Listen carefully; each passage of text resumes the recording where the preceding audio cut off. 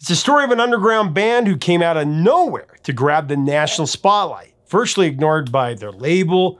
I mean, no one saw these guys coming, not even them. But when their first single barely missed #1 on the Hot 100, and then their second single went top 10, all of a sudden, America was paying attention. And yet by the time they released their next record, they kind of completely dropped off the map. From overnight success to commercial extinction, what led to the demise of this promising band? It's a bottle lightning mystery, just waiting to be revealed. Stick around, find out what went wrong, and then what went terribly wrong next on Professor of Rock. Hey music junkies, Professor of Rock, always here to celebrate the greatest artists and the greatest songs of all time.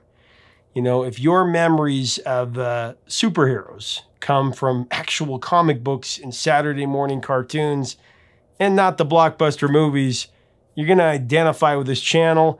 Nostalgia all the time. Make sure that you subscribe below right now. Get the stories from the legends. We also have a Patreon. You got to check that out. There you're going to find additional exclusive content, and you can even become an honorary producer to help us curate this hit music history. You know what time it is, folks. It's time for another edition of our series, Bottle of Lightnings. One of my favorite shows we do on here. It's where we celebrate a song or an album that was king for a day or many days.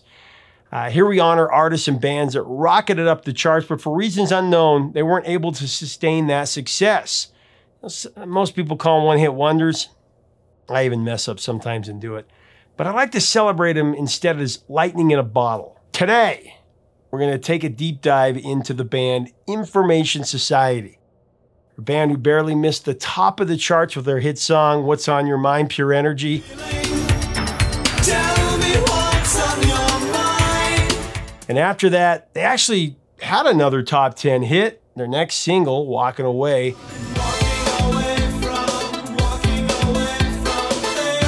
Actually, for a short while, from 88 into 89, these guys were a global sensation. They seemed to have a lot of promise. And yet after their debut album, they all but vanished. We're going to try and figure out why and where they went. Here it is. Information Society was actually formed in 1982 in Minneapolis, Minnesota by friends Paul Robb and Kurt Harlan. During their early years, the band would go through a rotating cast of characters as they tried to nail down a stable lineup. In 1985, Information Society released Creatures of Influence, but that record featured a short-lived appearance by Mirat Konar on vocals while Kurt took some time off from the band. Creatures of Influence contained the underground hit Running, which gained popularity with Latin audiences in New York and Miami. Find you, I'll never leave you now.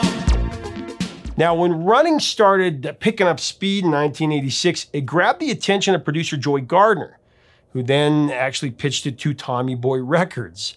Now, with Kurt back in Information Society and Mirat moving on, Gardner remixed that track, and the single started to get airplay. So Tommy Boy signed the band with the newly recruited Amanda Kramer on keyboards and percussion. This would actually be the band's classic lineup going forward. However, when the band started to work on their debut album in January of '87, it was clear to Tommy Boy that they were dealing with a group of, let's just say, inexperienced rookies. And Information Society was going to need a lot of help to cut a good record. So what Tommy Boy did is they enlisted the help of Warner Brothers, who had recently purchased 50% of that label. Warner assigned the quartet to their label Reprise. That happened in April of '87. And by the end of the year, Information Society thought that they had the album finished and they were ready for release. However, that's when the bomb dropped. You see, for years, Information Society had been in the habit of sampling television shows in their music. One of their favorites was, of course, Star Trek, if you remember. I don't know why Reprise didn't address this much sooner, but when it was time to release the record, that's when the panic set in. Multiple tracks on the album featured samples from the 60s sci-fi television show, and Reprise didn't want to get sued. It's worked so far, but we're not out yet. I want to know what you're... Back then, you know, sampling was still a fairly new practice, and there was no legal precedence for TV personalities like Leonard Nimoy and William Shatner, you know, to use their likeness or their voice. Pure energy. Information Society, though, they weren't having it. They were adamant that the samples had to stay. They called them integral, an integral part of their music. Said Kurt, "We never dreamed that putting recordings of Star Trek would ever matter because we're just this group of dorks from Minneapolis doing music." And, he had a point. Information Society had been a no-name underground band for like 6 years. It never occurred to them that anything they did would actually get notoriety. Regardless, though, Warner and Reprise hit the brakes on the album The Music. The album had been slated for a December 1987 release, right before Christmas. Now they were stuck in limbo. Warner actually did their due diligence. They asked Star Trek's parent company, Paramount, permission to use these samples. But apparently no one at Paramount had the time or inclination to bother or authorize them. So for like 6 months, nothing happened. Absolutely nothing. Breakthrough finally occurred when Information Society's A&R guy, Kevin Laffey, contacted a lawyer friend with connections. That friend's name was actually Adam Nimoy, the son of Star Trek's Leonard Nimoy. Adam asked his father to speak to Paramount, and Spock actually came through. Warner and Paramount cut a deal, and Information Society was cleared to proceed. The self-titled album was finally released in the summer, June 21st, 1988, by Tommy Boy Records and Reprise Records. It went to number 25 in the US and would go on to be certified gold by the RIAA. By this time, it's probably close to platinum. It's a big album. Information Society's first single, What's on Your Mind, Pure Energy.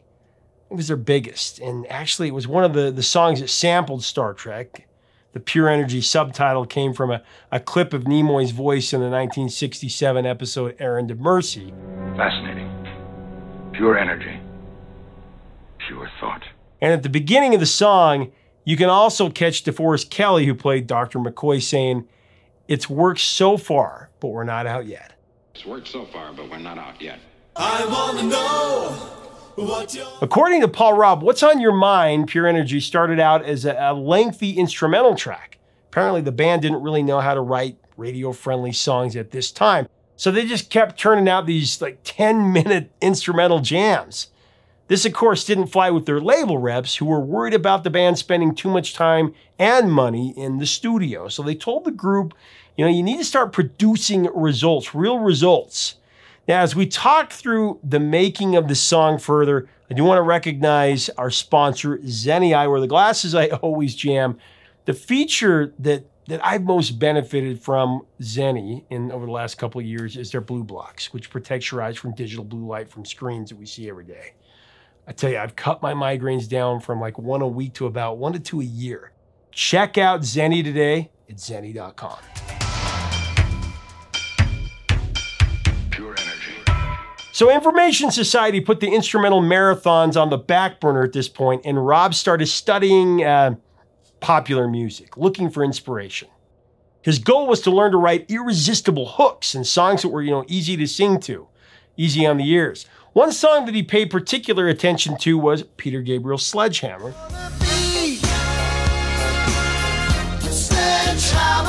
This, of course, went to number 1 in '86. Another was Duran Duran's latest single, Notorious. Notorious. Rob studied Duran Duran a lot. He was a big fan of the harmonies. Paul Robb also mimicked new wave minimalists like Gary Newman and Devo, writing lyrics that said as little as possible. It's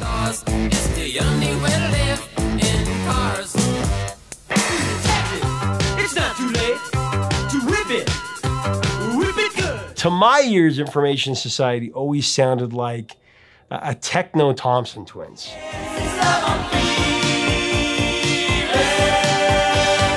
But speaking of those minimalist lyrics, said Rob, you put lyrics in a song back in those days because people expected lyrics. You weren't trying to be a storyteller in the way that album rock songs were stories or narratives. At the time, we thought that's kind of what What's on Your Mind was, just sort of a random collection of emotional impressions.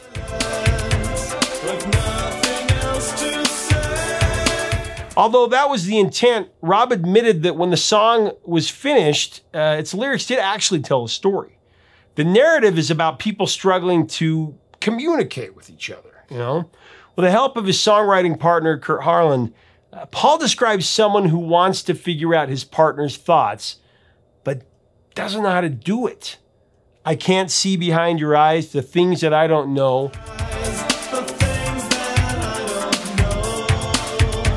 If you hide away from me, how can our love grow?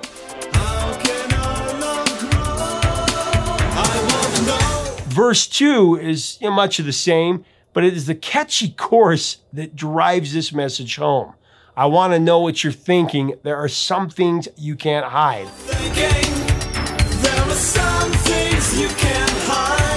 I want to know what you're feeling. Tell me what's on your mind.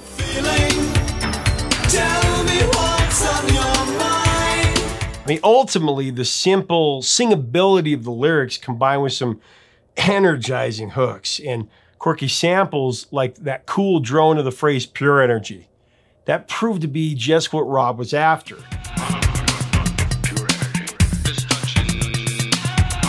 It's the making of a surefire hit. What's on Your Mind, Pure Energy spent a total of 25 weeks on the Billboard Hot 100, and it peaked at number 3.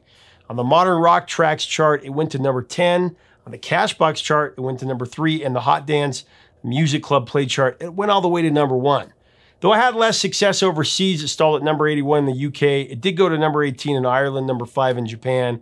In Canada, it reached number 14, and then number 2 on their RPM dance chart.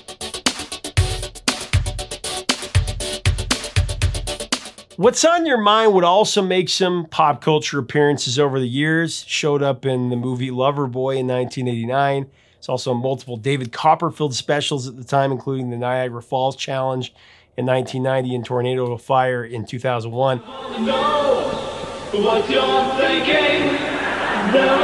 was also prominently placed in American Psycho in 2000 and The Walking Dead World Beyond in 2020. So, where do you work out?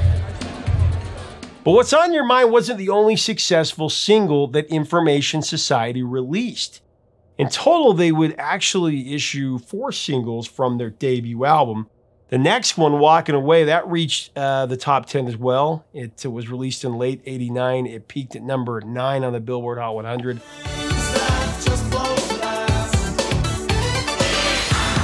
Went to number 5 on the US Dance Club Play chart. Number 15 on the Modern Rocks track chart. Did well in Canada as well. It reached number 23. Went to number 9 on their dance chart.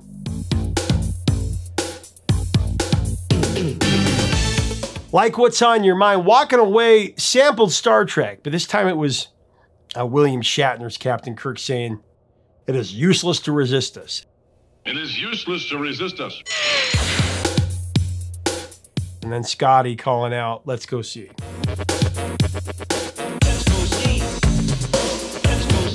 So according to Paul Robb, Walking Away went through a similar writing process as What's on Your Mind, Pure Energy. But it was about a very different topic. Apparently it was directed at a couple of former band members who had quit the group at a poorly chosen moment, right before Information Society started getting popular.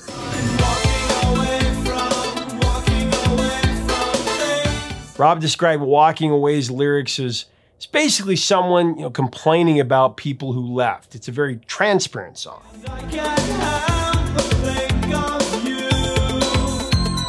However, after the success of the first 2 singles, the next 2 amassed little fanfare. Single number 3, Repetition, that only reached number 6 on the Hot 100. Great song, though. And then their cover of ABBA's Lay All Your Love on Me, that stalled at number 83. It's repetition.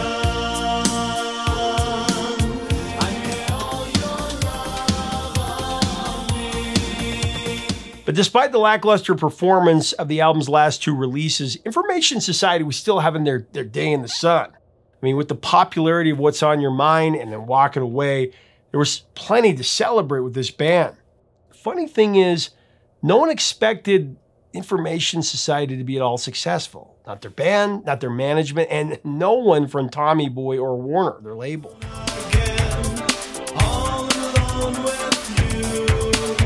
In fact, it caught their label reps completely off guard. I mean, had they been ready with a halfway competent promotional effort, What's on Your Mind, Pure Energy, it would have been a number 1 hit.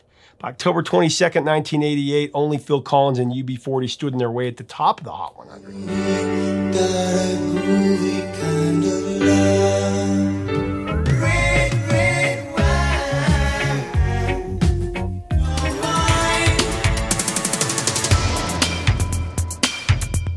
mean, not a bad showing for an unknown underground band. Really cool.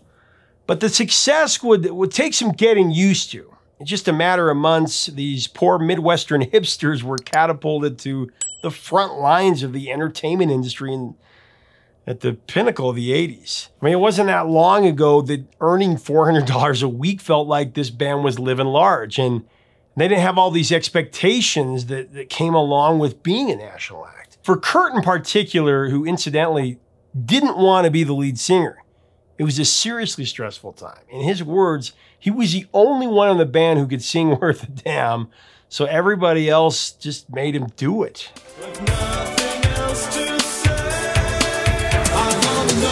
As Information Society's popularity grew, of course, caught the attention of MTV, who put them on the roster of Downtown Julie Brown's Club MTV tour. They're hot, they're happening, and they're Information Society. What's on your mind? This was in 1989. In the 90s, MTV's other 5 picks were Paula Abdul, Milli Vanilli, Tone Loc, Was Not Was, and Lisa Lisa. Now tell me, is it gonna be you and me together?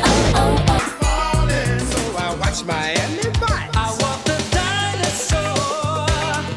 About this time, Kurt realized that the band was being pushed hard into becoming a top 40 pop act. It was something that he wasn't really comfortable with. Posing for pictures of Paula Abdul, getting into arguments with Milli Vanilli. It was surreal, but in all the wrong ways. But it was too late to get off the ride. I mean, Information Society's label were making a lot of money off of him. And now they were all in. Though they had previously been slow to promote the band, now the marketing machine, they were firing on all cylinders. Some of the band members were okay with that. But Kurt, he was not. And would drive a wedge between him and his bandmates.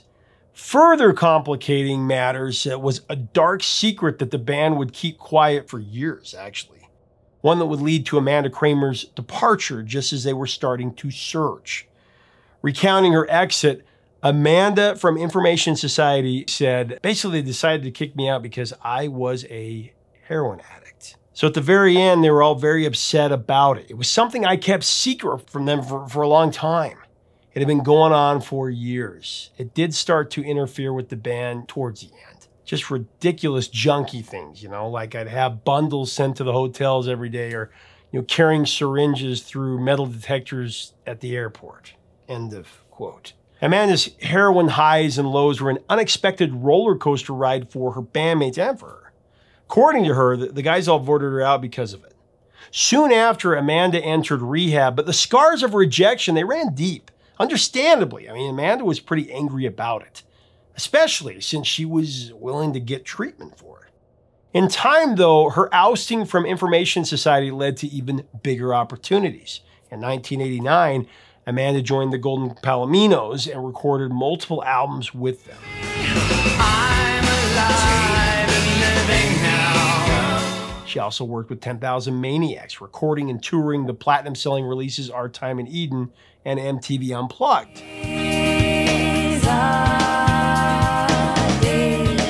Amanda also spent time with the British group World Party, released solo records of her own, and then in 2002, Kramer became a permanent member of the Psychedelic Furs.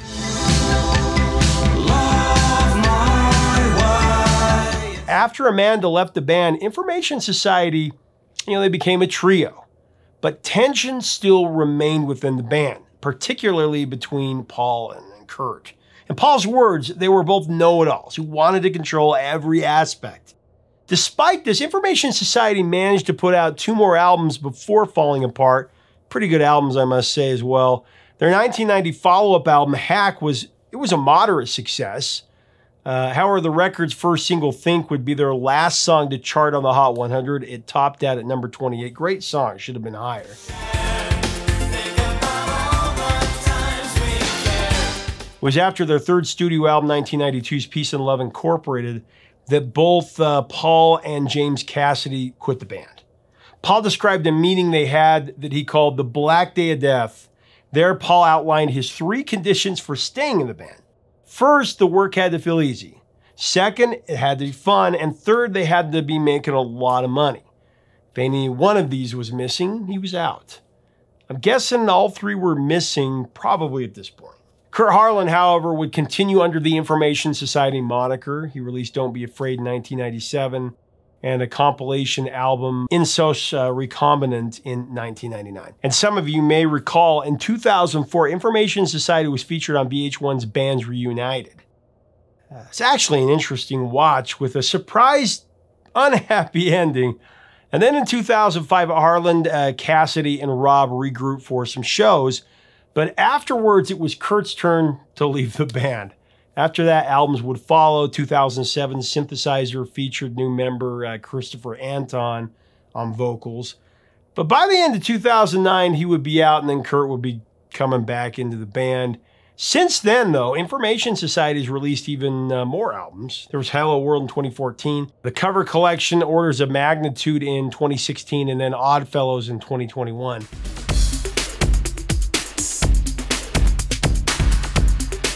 However, none of Information Society's other albums would ever achieve the same success as their debut, but they do continue to make music.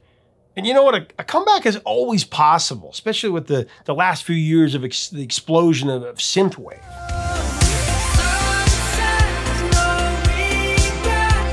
Man, I remember hearing Pure Energy, that's what I call it, on the radio for the first time. It was so catchy. I could sing it word for word after just one listen. I mean, it was permanently tattooed on my brain.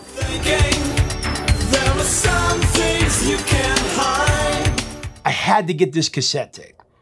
Well, this was right around my birthday, and so I saved all of the birthday money that I got in cards from my grandmas and grandpas and uncles and aunts, as well as some allowance, and I put together about $50, and it was burning a hole in my pocket. I had gone into the Music Land in the mall that was about 30 minutes away from where, I lived. Remember, this was well before digital music, and I lived in a very small town where outside of the top 15 or 20 albums, you couldn't really get any other kind of music. So for weeks, I begged for a ride to the mall, and I went to the mall 3 times, 4 times in 2 weeks. Every time I went in, though, they had just sold out of the 2 or 3 copies of the cassette or the vinyl of the album. And regardless of my begging and pleading with the clerk, they wouldn't hold a copy for me. They had some policy. So about a week later, I ran into the store to the I section because I had been there so much before wanting the album. Just as I stepped over, I saw an older teenager slide the cassette in his plastic holder out of the I slot. You remember those plastic security devices or whatever that encased the tape inside? Anyway, he had the last copy, the only one there. I remember sheepishly telling him if he'd let me have it, I would double his money. I'd give you $20 for it. He looked at me with this cocky glare. How much you got? That's what he said. Being a dumb kid, I said $50. He said, well, give me $50 and I'll give you the tape. Of course, I said, no way. He just shook his head and said, well, you lost. He started to walk up to the register, and of course I panicked. I had to have this album. So I'm like, wait, how about I give you the money to buy the tape, and then you give me the tape, and then you can just keep the change. He said, okay, all right, you got a deal. So I trustingly gave him my $50 bill, and he started walking up to the register. He started walking up really quickly. He then dropped the tape in the nice prize bin near the front of the store. Remember those? And he took off out of the store, booked it, Chased after him, but he's just too fast. I lost the $50, and I didn't get the Information Society tape. I walked back into the store and, fished the Information Society tape out of the nice prize bin.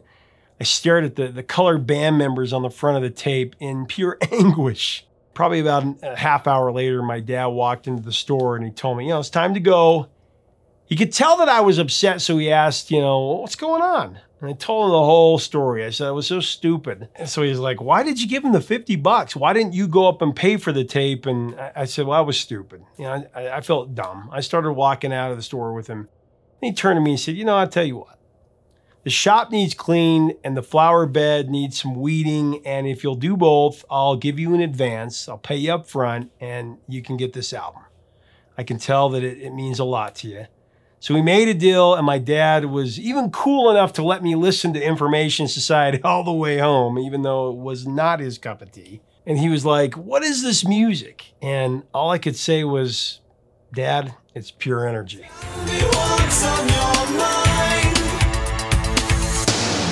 Leave us a comment about Information Society and this Bottle of Lightning classic album. What do you remember about What's on Your Mind, Pure Energy, and the band's other singles? They had so many good songs. They should have been so much bigger than they were. Let us know in the comments below. Share some of your memories. If you dig our content, make sure to subscribe below so you never miss out on our videos. We'd love to have you as part of our community, and check us out on Patreon. Until next time, 3 chords and the truth, my friend.